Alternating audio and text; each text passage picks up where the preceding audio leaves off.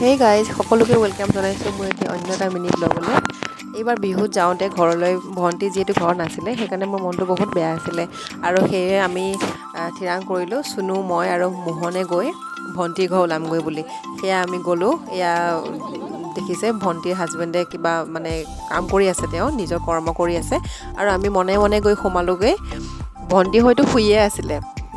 মই সেইকাৰণে মনে মনে গৈছোঁ, কাকো কোৱা নাই যে মই গৈছোঁ বুলি। আৰু চুনুক পঠিয়াই দিলোঁ তাইৰ ৰুমলৈ। দেখিছেনে চুনু কেনেকৈ গুচি গ'ল।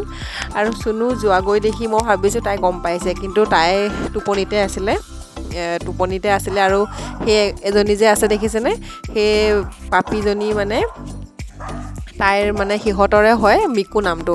আৰু মিকুৱে ভোকন দিয়াত মানে চুনুৱে ভয় খাইছে আৰু তেতিয়া তাইও চুনুৰ মাতটো শুনি তাই সাৰ পালে আৰু মোৰো দেখি বহুত ভাল লাগিলে মনটো। দেখিছেনে চুনু আৰু মিকুৰ কি কাজিয়া।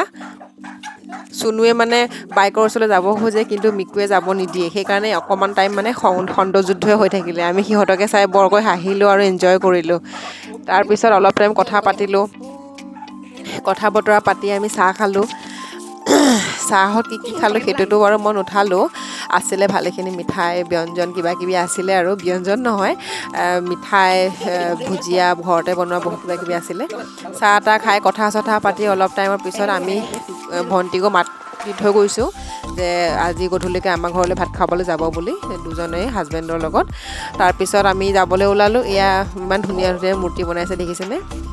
তেওঁ এজন বহুত ভাল এজন শিল্পী হয় আৰু এইবোৰ তেওঁৰ কৰ্ম। আৰু ফাইনেলি আমি তাইক বাই বাই দি তাইক মাত লগাই আমি ফাইনেলি ঘৰলৈ গুচি গ'লোঁ, আৰু চুনু আৰু মই আৰু আমাৰ মোহন। গতিকে আপোনালোকে কেনেকুৱা পালে আমাৰ এটা সৰু মিনি ব্লগ চাই।